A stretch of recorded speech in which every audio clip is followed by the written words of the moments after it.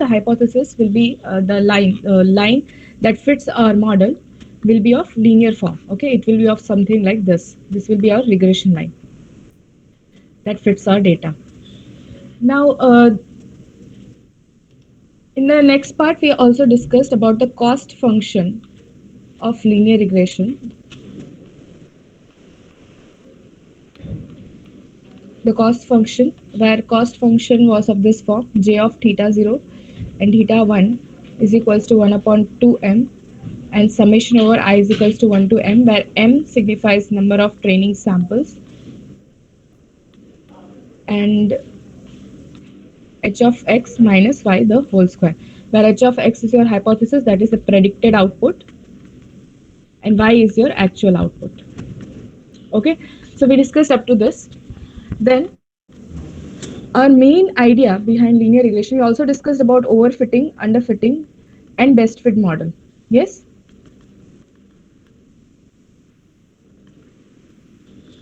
Okay. So we discussed in overfitting model, what was the point that in overfitting model, the model will perform better on training data, but whenever there is a test data given to the model, it will not perform well. While in underfitting model, it will perform bad in training data as well as the testing data, and the best fit model will perform good in the training data as well as the testing data. This is the best fit model. So our main idea in linear regression is to find the best fit line. So we can have in the hypothesis space many regression lines, but we'll choose the line that best fits our data. Okay, whichever line best fits our data, that will be our regression line. Okay, so we uh, continued. We discussed that in order to find the hypothesis, for example, the hypothesis function was theta 0 plus theta 1 into x. So in order to we actually had the idea that we want to minimize the cost function. Yes, if we minimize the cost function, we'll automatically find the best fit line. That is what the idea is, right? So we have to find theta 0 and theta 1 such that our cost function is minimum. That is our optimization problem at this moment, right? So what did we do? First discussion that can be possible is we'll differentiate derivative. Yes, derivative is one of the solution to find minimum value. Yes, but and here in the another method, the method in mostly in machine learning algorithm that is being used is gradient descent. Okay, gradient descent algorithm is being used in machine learning to uh, to find the minimum, to find the to solve the optimization problem. So our optimization problem is to find minimum cost, to minimize the cost such for the values of theta 0 and theta 1. We have to find the values of theta 0 and theta 1 such that the cost is minimum for us, right? So what is gradient descent algorithm first of all? So I took an analogy to explain the gradient descent algorithm in the previous lecture. Let us take a function. For example, f of x is equal to x square is a function that you want to minimize. Okay. So for example, this is your graph of f of x is equal to x square. This is your graph for f of x is equal to x square. Now, suppose I am taking some initial value. I'll first in a gradient descent, if I'm implementing it through a gradient descent algorithm, I'll take an initial random value. For example, I'm taking x is equals to 4, for example. So it will be somewhere here. This is the x line, this is the y line.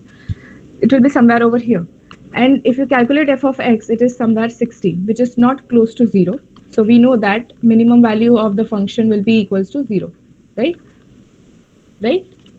Okay. So what can we do? So now we do not know which direction to move.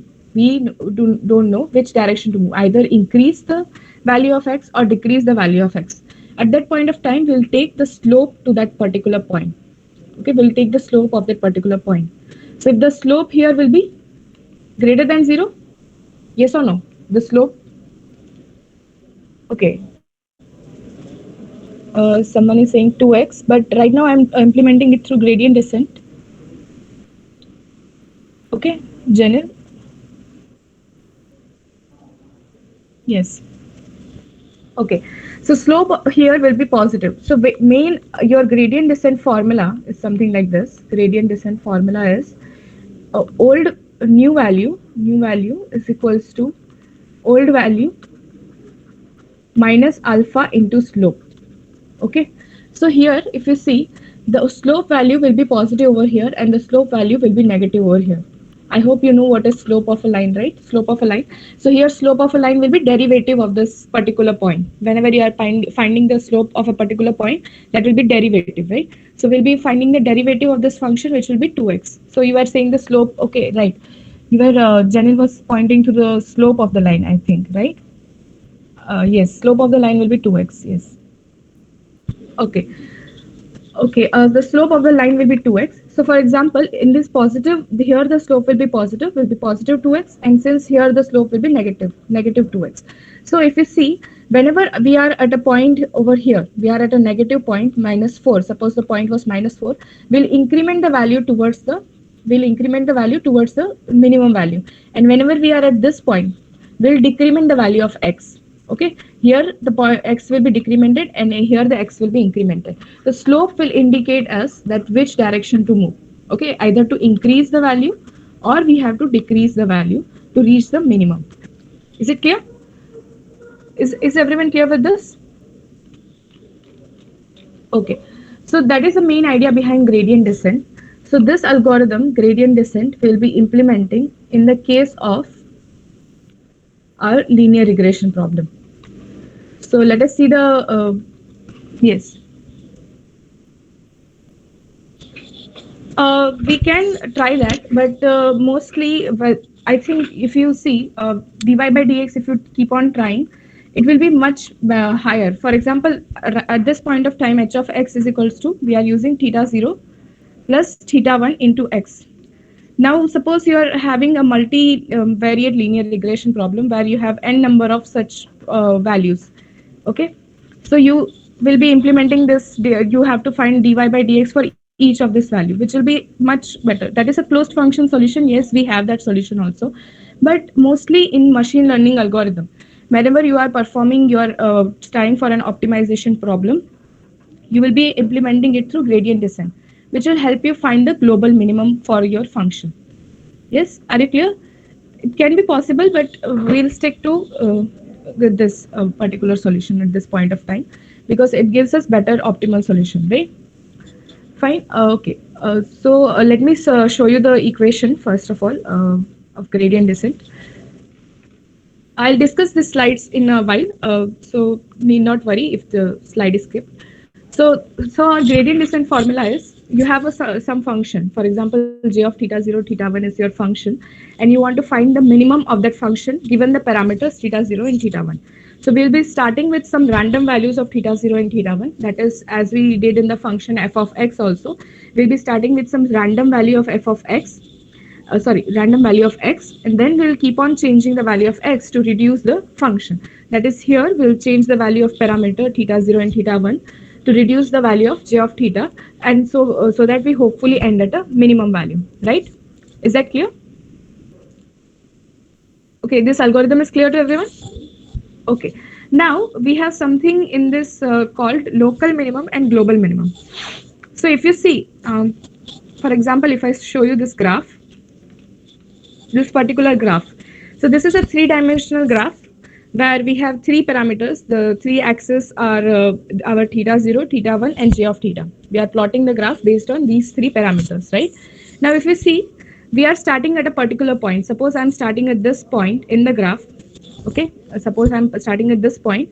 Then I'll keep on changing the values of theta 0 and theta 1, and I'll reach at some point here. That is some point here, that is the j of theta value. Similarly, if I start at another point, for example, right now I'm pointing at this point. If I start taking the value over here, I'll reach over here. Okay, reach somewhere over here, or I can also reach over here by keeping on updating the value of theta 0 and theta 1. Now, there is something called local minimum and global minimum. Okay, local minimum and global minimum value. So what is local minimum value? Local minimum value is the value is minimum in comparison to its nearby neighbors. For example, if you see, this value here will be local minimum. That is, it will be lesser than all those neighboring points, but it will be higher than the global minimum value. Okay, that will be something global minimum value, but it will be local to that particular point. Means it will be smaller than the particular neighborhood points, but larger than the global minimum value, right? But in global minimum value, we will be finding the smallest value. Smallest will directly reach to the smallest. For example, if we have a graph like this, so it will only have global minimum value. Okay, some of another graph, suppose we have something like this, then it will have a local minimum value. This will be local minimum, and this will be your global minimum value. Okay, is this clear? Global minimum and local minimum. Okay, now we there is a statement that MSE loss function, MSE loss function, so the loss function that we are utilizing in linear regression is convex. That's why we need not worry about. No, it does not depend on luck. No, no. That has to be something like convex and concave function. Okay, that has to be something like convex and concave function.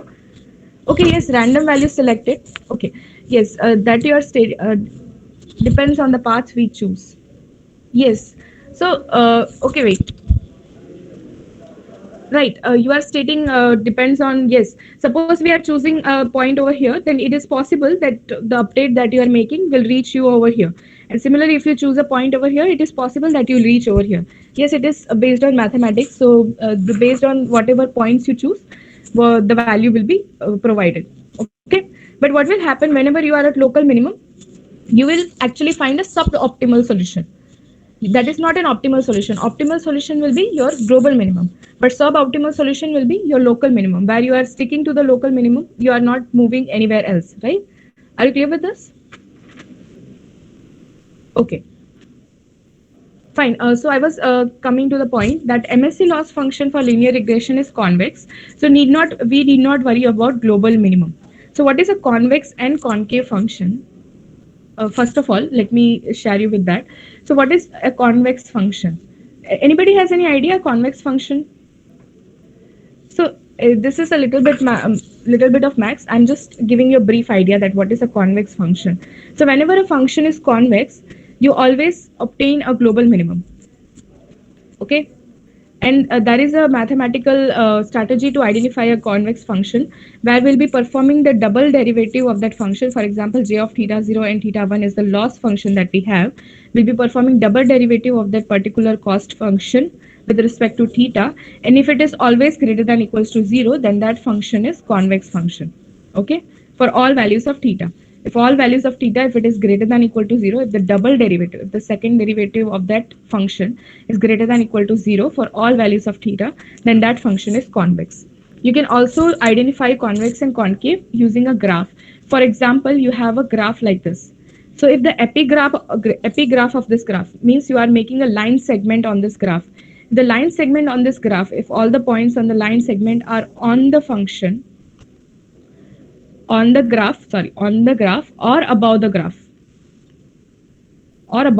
means, for example, this is one line segment that I'm making, this is the another one, this is the another one, and so on. So all the line segments will be either on the graph or above the graph. Yes, so this function graph is convex. Similarly, if I make another graph, something like this, so if I'm making a line segment on this graph, all the lines will not be above the graph. If you see, this line will be, all the points will not be above the graph. This point will be below the graph, right? So this is a concave function, or you can say it is not convex. Okay. So MSE loss function that we are using in linear regression is actually convex. So always will be, our local minimum value will actually be our global minimum value in case of linear regression. Is that clear to everyone? What I'm trying to say at this point? Anybody is having any doubt? Okay, I'll repeat the last point. Okay, so what is I'm saying is MSE loss function is convex function. So we need not worry about local minimum. So what is the problem with the local minimum? That is, we are sticking, for example, if you are finding a suboptimal solution, That is, you will, for example, if the value is over here, what is the gradient descent formula? Gradient descent formula is new value is equal to old value minus alpha into slope. So if you see, the slope here will be 0, slope here will be 0. So the even if you try a nearby point, the value will not be updated. Okay, so we'll actually find a local minimum solution. If the graph was concave, we'll actually stick to it is possible that we might actually stick to local minimum solution, but it is a suboptimal solution. It is not an optimal solution. So we have to find out a global minimum value. But in case of linear regression, our MSE loss function is actually convex function. So our function will be having something like this. So we'll always find a global minimum value. Whenever we are finding any local minimum value, that value is actually your global minimum value. Okay, in case of convex function, local minimum is always equals to global minimum. Okay, so this function is actually convex function. You can also check by yourself if you want to. You can try this at your free time. Keval, is that clear, or is there anything else I should explain in this part? Okay, so you can also check by yourself. For example, if you take j of theta 0 and theta 1 and you perform the double derivative of that with respect to theta, you have to check that this value is always greater than equal to 0 for the hypothesis function h of x equals to theta 0 plus theta 1 into x. You can check by yourself also. This value will be always greater than 0 for all values of theta. So this function is convex. Okay, this function is convex. That's why we'll be always finding global minimum in case of MSE loss function. Is that clear? Okay. Yes, everyone. What about others? Is everyone clear with this?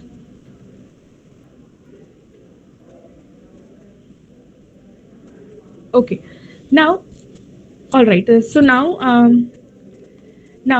you know now that what is gradient descent formula and what it is doing, and you know that a gradient descent formula is equal to new value is equals to old value minus alpha into slope. Okay, alpha into slope, where alpha is your step size learning rate. Your learning rate. We'll come to that in a short while. So now you can you derive the formula. So now you know that h of x, your h of x, that is the hypothesis function, is theta 0 plus theta 1 into x. Okay, this is your hypothesis function for linear regression in univariate form. In univariate form, where you have only one feature x, right? So we'll be having two parameters here, theta 0 and theta 1. So you will be having an update formula for both of it. So theta 0, new value of theta 0 will be old value of theta 0 minus alpha into del by del theta of your j of theta, right? In both the cases, we'll be performing with respect to theta 0 in the case of theta 0 and with respect to theta 1 in case of theta 1. Okay. So can you derive this formula? Will anybody try this partial differentiation formula, and can you come up with the solution to this? I'm giving you 2 minutes to try this and give me the solution for theta 0 as well as theta 1. Is that clear to everyone what I'm trying to say at what I'm asking you to do right now?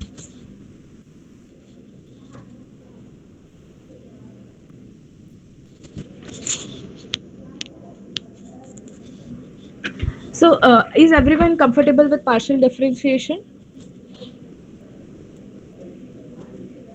Okay.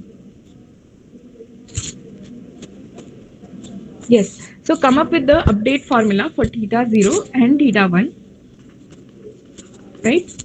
Where you have to perform the partial derivation of j of theta with respect to theta 0 and with respect to theta 1 in case of theta 0, and in case of theta 1 with respect to theta 1, and in theta 0 with respect to theta 0. Yes. Okay. Yes. You are alpha and alpha x. So there is no other parameter, only x. Okay. Others also tried. I'll come to this in 2 minutes.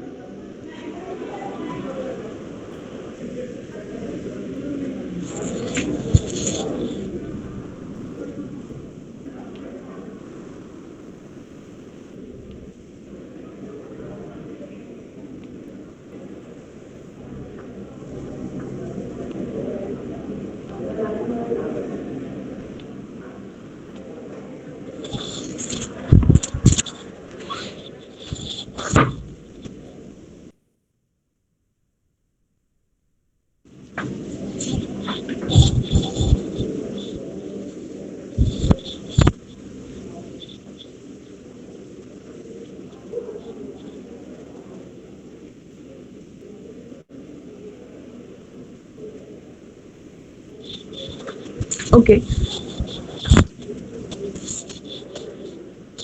Okay. I suppose you everyone has tried.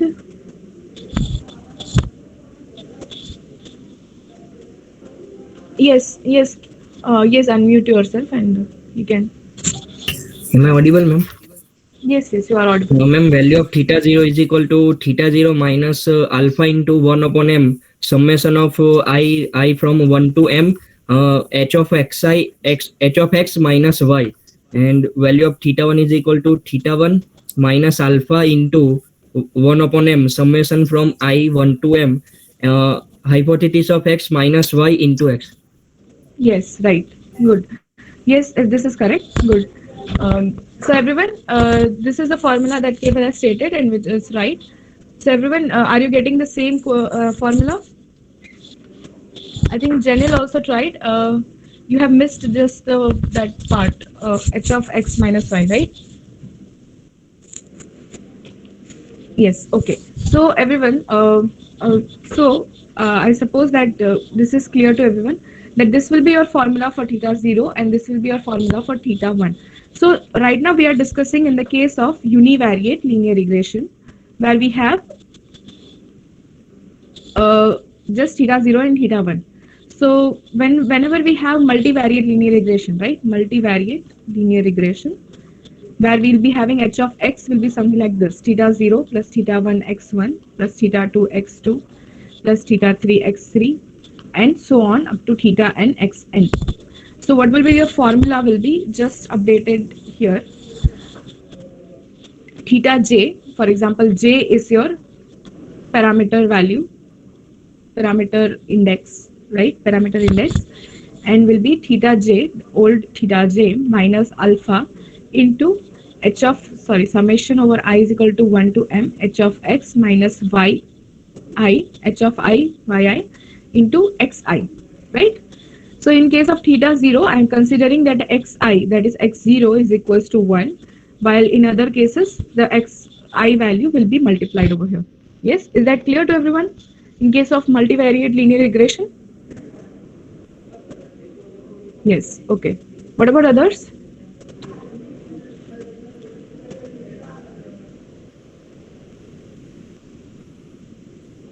All right. So now I'll show discuss some part of the PPT presentation. All right. So I told you that the cost function or MSC cost function is a convex function, right? So this will be something, this kind of graph will be of your, this kind of three-dimensional graph will be formed when you plot a j of theta 0, theta 1, that is the cost function with respect to theta 1 and theta 0. So this will be your graph. So now, uh, for example, if you take different values of h of theta 0 and theta 1, you will get different values of j of theta. Our main idea is to minimize the cost function so that we reach the global minimum value, right? So that we reach the global minimum value. Now, first of all, let me explain this graph to you. So this graph that is represented over here is actually a contour plot. Okay, a contour plot, and this plot we have formed in order to have a better representation of this three-dimensional graph. So if you can form a contour plot, right now I want you to imagine that you are passing a plane, through the entire graph. Suppose you are passing a plane, this particular plane you are passing through entire graph and you are making different slices of this. So can you imagine that a graph like this will be formed? Is this, are you able to imagine this? So if you are passing a plane through this, suppose you are considering this a three-dimensional form. Right now I cannot show you the three-dimensional form, but if you are passing a plane through each of these layers, something like this will be formed, right? Yes or no? Yes? Is everybody able to imagine this?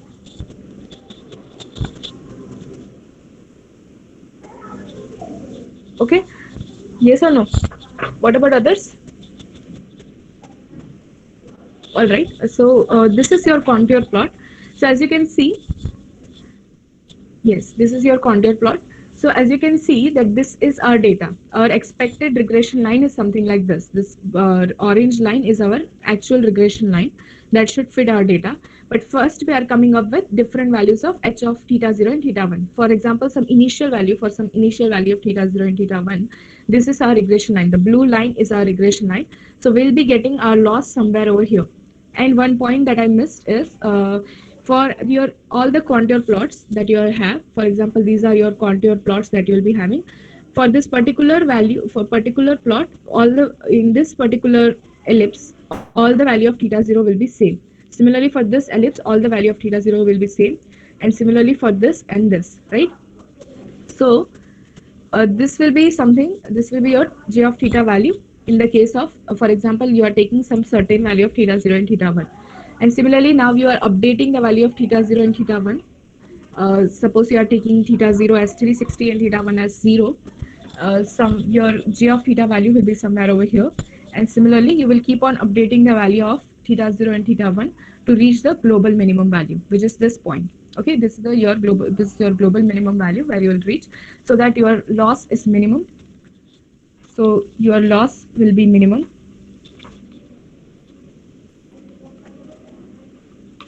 Okay, and you will be estimating the value of theta 0 and theta 1 such that your loss is minimum, right?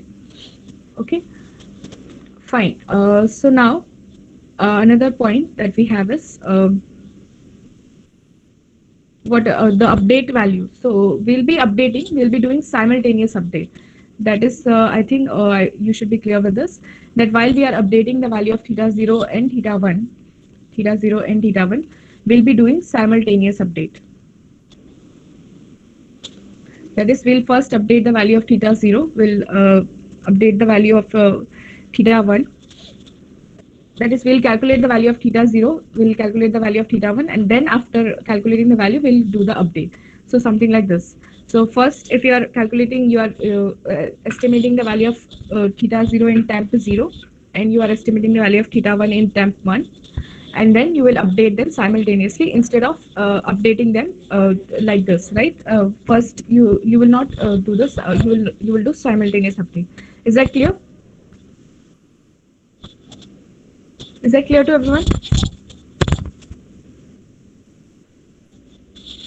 All right. Okay, so I suppose that up to this you are clear with this. Now we'll move to another point where we are using our gradient descent formula. Had something like this: the new value was equals to old value minus alpha into slope. Okay, so we had something like learning rate. This is a parameter that we'll be having whenever you are training the model. We have something called learning rate. So what is the learning rate here? Learning rate is actually the step size that you are taking.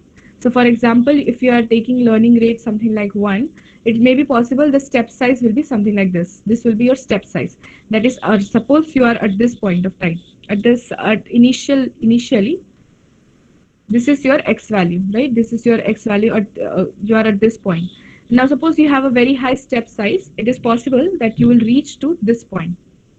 Okay, so when you are updating the value of new value, your new value will be somewhere over here. Similarly, if you are using the same step size, your new value will be somewhere over here, and similarly somewhere over here, maybe it may come back or something like that. Okay, so this will be your step size. The step size is the size that you are taking, the update parameter. Now, how much update are you doing? So for example, if you have very high value of alpha, suppose you have very high value of alpha, then it is possible that you will miss the global minimum value. So we saw that it will overshoot. And there is a possibility that you will miss the global minimum value. So we'll take always try to take optimal value of your step size.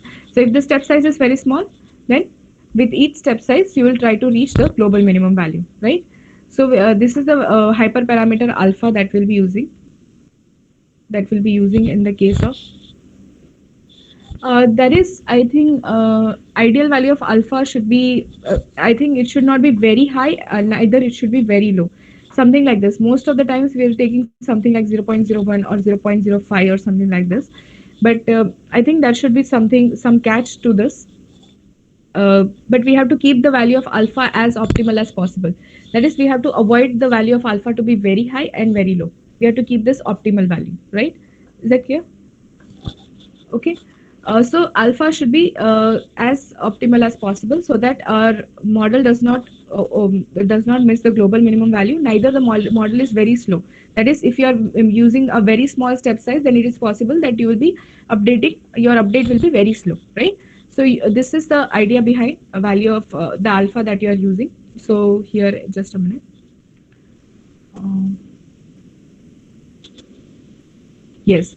So if you have big learning rate, then it is possible that the model will overshoot and you will miss the global minimum value. And for small learning rate, your model will be very slow to make the update. So you will use an optimal value as alpha so that you will reach the global minimum value, right? Is that clear? So this is the formula. This is the formula of after computing the partial derivative. This is the formula of gradient descent that we have for j of 0 and j of 1, and we will be updating the value of theta 0 and theta 1 simultaneously to obtain the optimal regression line, right? And this is also known as batch gradient descent, since we will be using all the training examples together at this point of time. That's why it is also known as batch gradient descent, right? Now, is that clear to everyone up to this point? Univariate linear regression is over here. So we have discussed all the points that are related to univariate linear regression. Now we'll be talking about multivariate linear regression and some other points, that is overfitting in case of linear regression. So up to this point, everyone is clear? Any doubt in any mathematical equation or anything like that? You can unmute yourself and ask the doubt if you have any doubts or anything. So we'll jump to another points in the linear regression after this. Yes? So shall we proceed?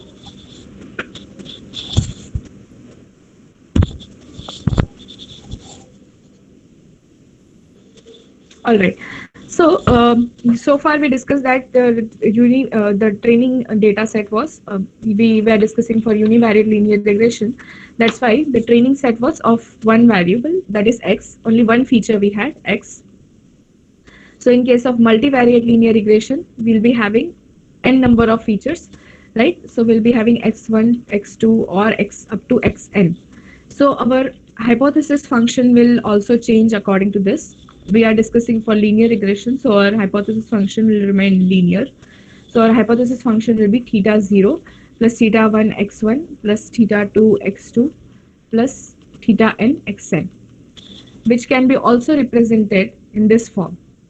So these all values you know, n is the number of features. So number of features that you are using.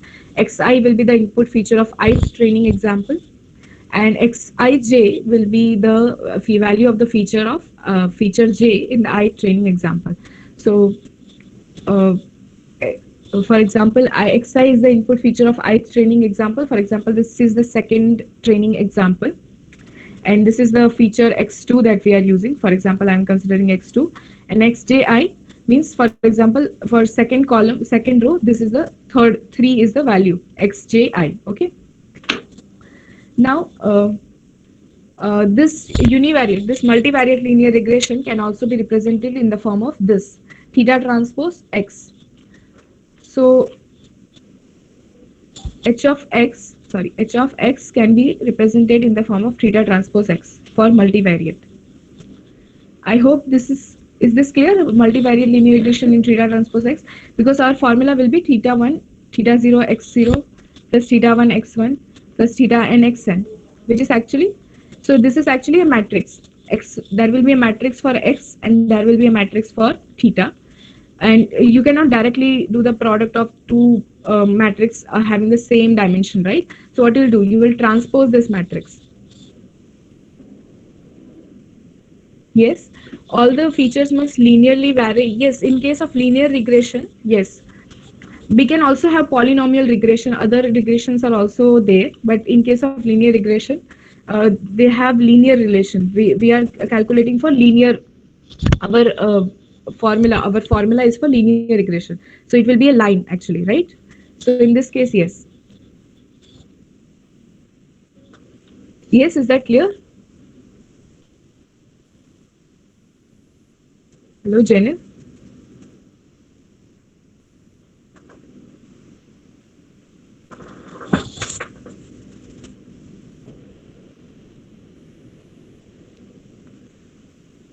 Okay, so you are talking about. Mm, okay, see, some house of three beds is sold in less price, and some with two is with more. Okay, that is actually a data set. For example, okay, number of beds versus price. Okay, number of beds versus price. Uh, See, mostly the linear regression formula will be, so that is why we are estimating the value of theta 0 and theta 1 here. If you see, this parameter value will help us to find the best fit regression line. Right now you are saying that for different values of beds, we can have different values of y. Yes, we can have different values of y, you are right. There is a possibility that, but because it will be based on data that we are passing. Yes, that is not linear, but the formula will be linear. X0, we are formula that we are using, theta 0 plus theta 1 into x, that is linear, that is going to be linear, yes.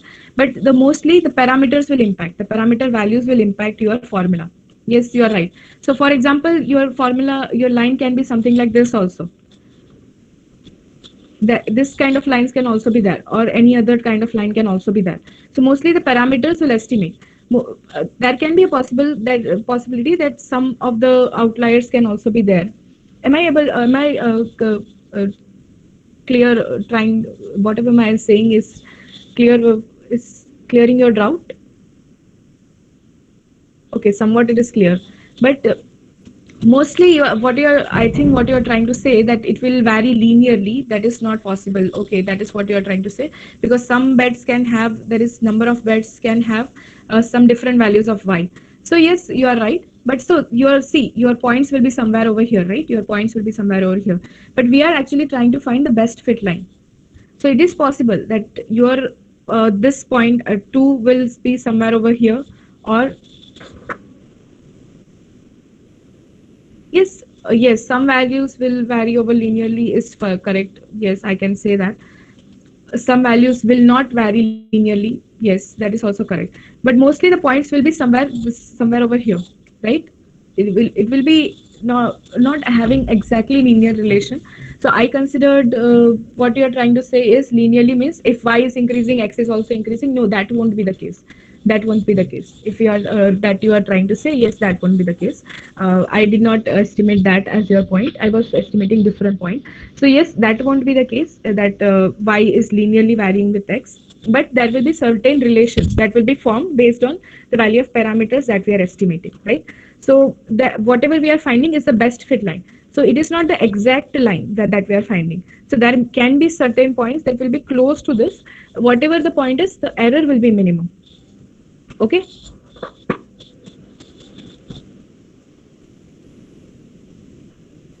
Yes, this point might not contribute in best fit line. Yes, okay. That's what you're saying. But whatever the best fit line is our global minimum value. Okay, wherever the best fit line is, our error is going to be minimum. Yes, error is going to be minimum. The best fit line may not be your exact line through which the data was generated, but it will be a line through which your error is going to be minimum. So there can be certain points which are close to the line or can have different relations, but the cost of that points will be minimum. Cost of that point from the line will be minimum, right? Is that clear now, Janil? Yes.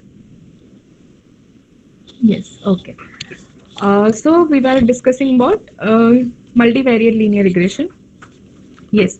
So I was talking that multivariate linear regression, h of x will have something like this, theta transpose x.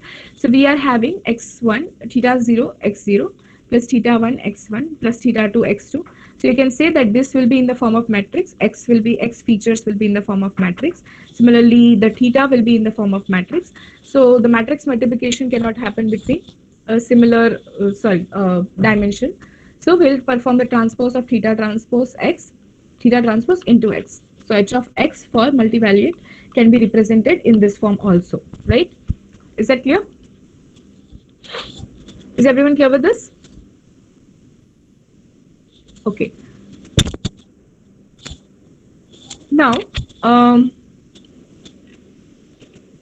uh, now we have a point called regularization in linear regression. Okay, so we discussed about overfitting model. Okay, overfitting model. Overfitting models are those models in which it is performing well in the case of training data, but whenever it is because whatever data it has seen, whatever data it has already viewed, in that case it will be performing well. But in case of testing data, it won't be performing well, right? It won't be performing well for unknown data. That is the main idea behind overfitting. Now, in order to deal with overfitting, so we saw a graph. If you remember, we saw a graph in the previous lecture. Let me open that graph.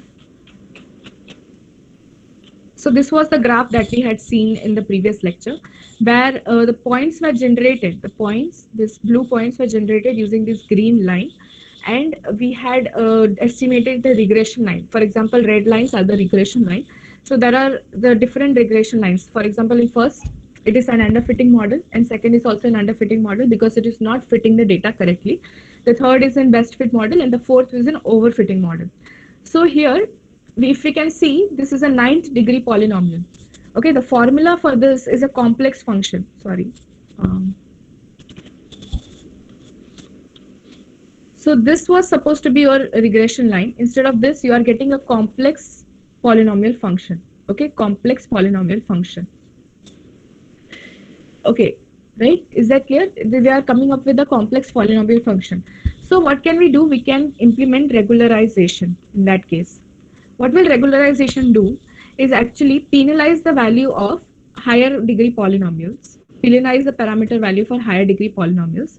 What it will do, we'll clearly understand this in the next lecture more, but I'll just give a brief idea that what it is doing. For example, if we have a 9-degree polynomial like this, then it is possible that our regression line was actually of x cube, actually up to x cube. So what it will do, it will penalize, it will try to minimize the value of higher value parameters. So for example, theta 4, theta 5 and theta 6 will be reduced close to 0, so that our complex polynomial, complex function is actually converted into a cubic form. Okay, so a 9-degree polynomial will actually get converted into a 3rd-degree polynomial. So we are trying to penalize the value of higher degrees parameters so that it will come close to 0. So that our h of x, that is our hypothesis function, becomes less complex. Is that clear to everyone? What is the main idea behind regularization?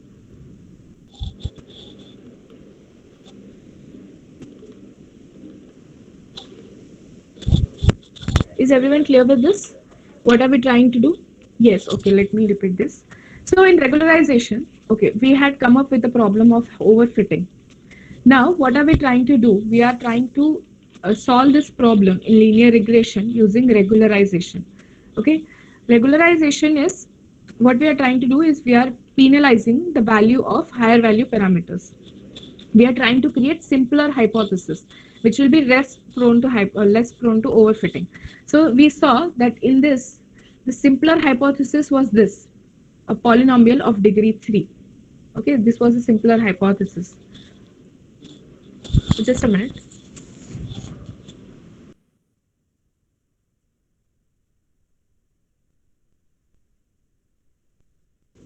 Okay, so in case of we saw that in the graph, the simpler hypothesis was this, something like this was your simpler hypothesis, but we came up with a complex hypothesis. So we know that this is performing overfitting. Okay, so in case of regularization, what we'll do, we'll try to create a simpler hypothesis. That is, we'll try to penalize the value of theta higher value. We'll try to penalize, that is, we'll reduce the value of higher parameters. That is, for example, theta 4, theta 5, theta 6. We'll reduce them to 0 so that our hypothesis is reduced them to 0, or we will make them close to 0, so that our hypothesis is ultimately converted into simpler form. Okay, our hypothesis will be ultimately converted into simpler form. So for example, our hypothesis will be theta 0, theta 1 x square, and theta 2 x cube, and some other values also but these values will be so small that it will not impact the hypothesis anymore. So that our hypothesis will be converted into simpler form.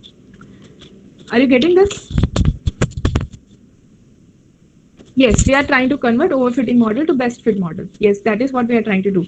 We are actually reducing the overfitting. That is what we are trying to do. We are trying to make this hypothesis function more less complex so that it ultimately comes close to best fit model. Yes? Is everyone clear with this? Just a minute.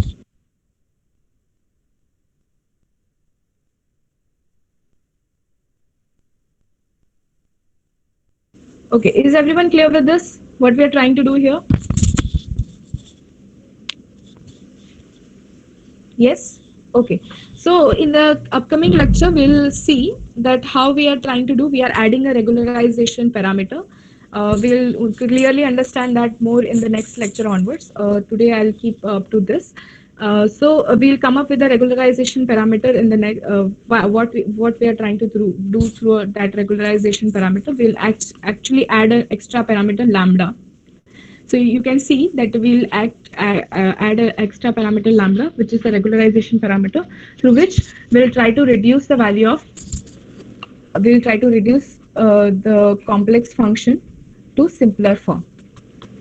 Okay, that is what we'll be doing. So we'll get more idea about this in the upcoming lecture. So today's lecture is clear to everyone. Everyone is clear with today's explanation up to this. So we'll in the next lecture onwards we'll finish about regularization in case of regression, this linear regression, and then we'll start with another machine learning model from the maybe I think maybe logistic regression or decision tree classifier. One of it we'll start with. So if we are starting with the classification algorithm, I might start from the decision tree classifier. So that you will get more idea. So is everyone clear with this today's lecture?